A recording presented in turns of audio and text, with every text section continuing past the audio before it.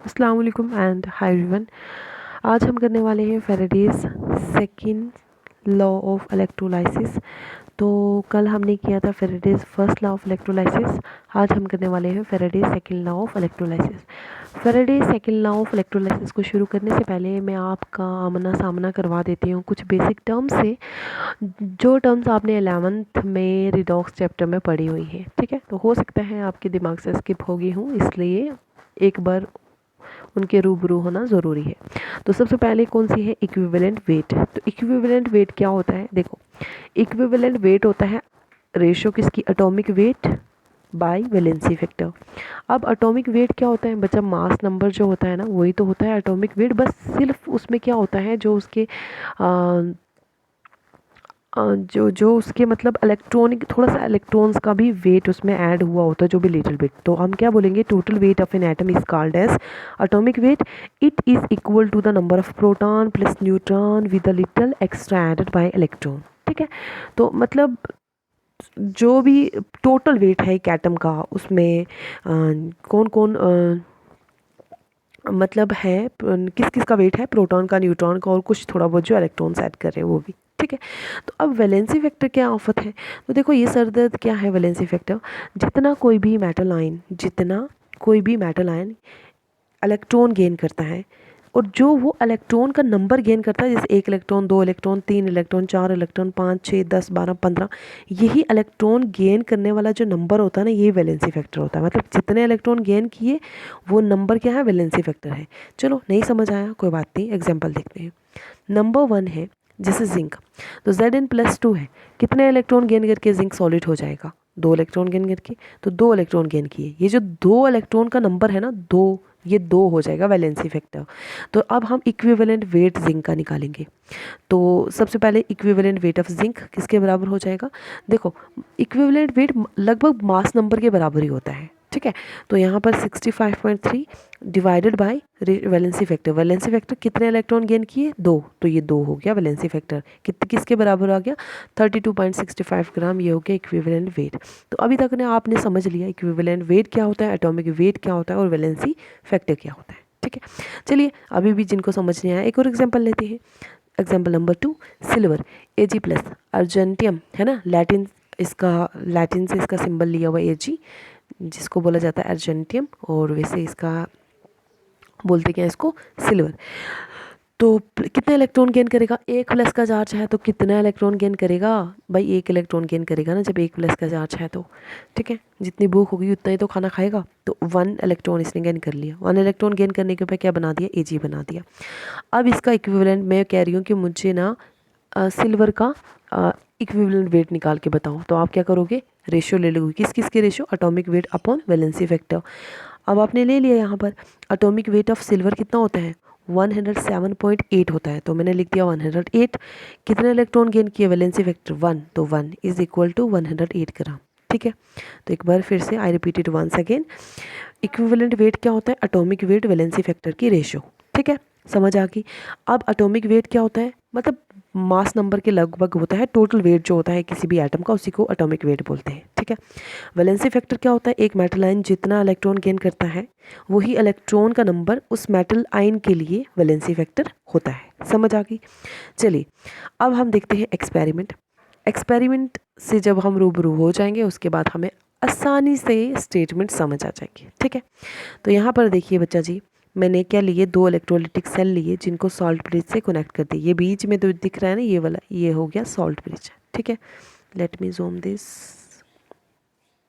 ये लीजिए, यहाँ पर मैंने 2 इलेक्ट्रोलिटिक सेल लिए, एक ये और एक ये। ठीक है, इसमें भी एक कैथोड है, एक एनोड है। इसमें भी एक कैथोड है, एक दूसरा एनोड है, और दोनों को मैंने एक सेम बैटरी से कनेक्ट कर दिया। ठीक है, तो यहाँ पर ये वाला कैथोड है, यहाँ पर ये वाला एनोड है।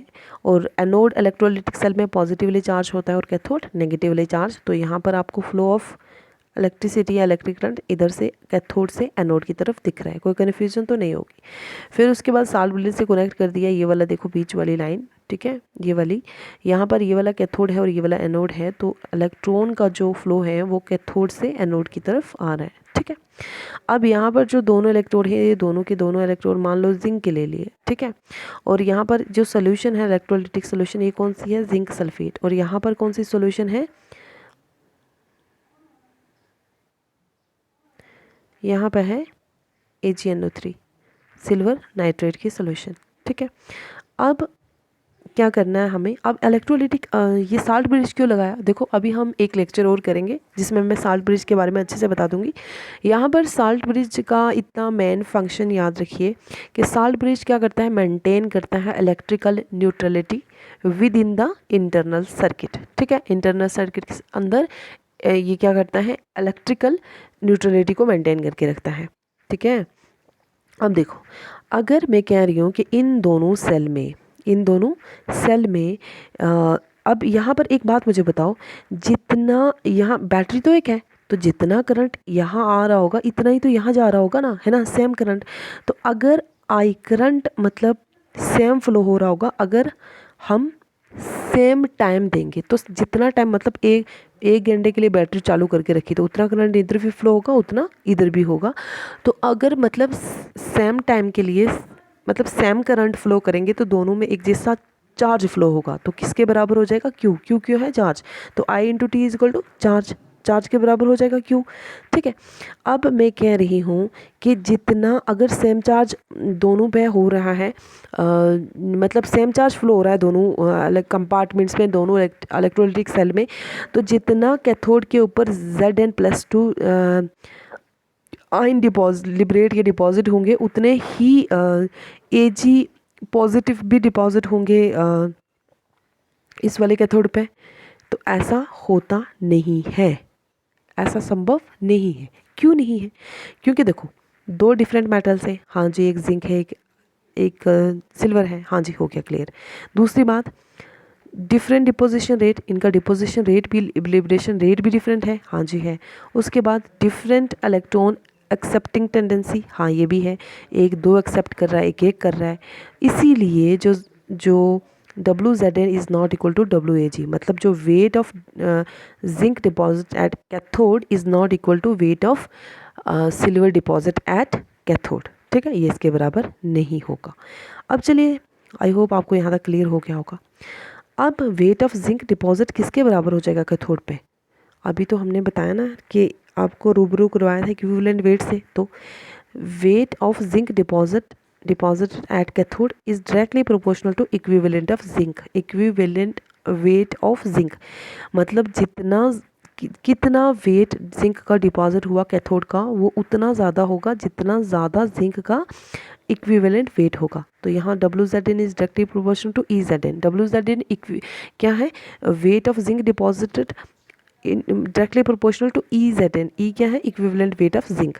इसी तरह यहाँ पर देखो वेट ऑफ सिल्वर डिपॉजिटेड कितना होगा, ये भी डायरेक्टली प्रोपोर्शनल होगा इक्विवेलेंट वेट ऑफ जिंक। तो यहाँ पर इसी तरह लिख दिया WAg is directly proportional to EAg, ठीक है।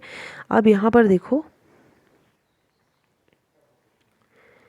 W हम ऐसे लिख सकते हैं ना, WZn upon WAg is equal to EZn upon EAg, हाँ लिख सकते हैं, क्यों नहीं, इसको रेंज करके लिखा है ना, equivalent of zinc deposited upon equivalent sorry weight of zinc deposited upon weight of silver deposit is equal to equivalent weight of zinc deposited upon equivalent weight of silver equivalent weight of silver, क्या बोल रही हूँ मैं, okay let me repeat this once again.